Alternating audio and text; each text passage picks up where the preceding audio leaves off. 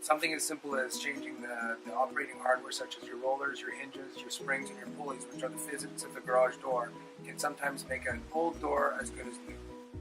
Moving on to the outside of the garage door, most important on a door and operating surface is its weather stripping. Often it's a misconception that an old door needs to be replaced in order to achieve maximum insulation values on a home, but in fact that's often an expensive option and sometimes unaffordable.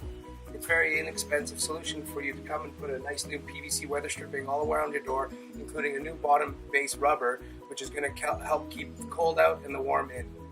You hear a purr now. Purr like a kitten. Hey!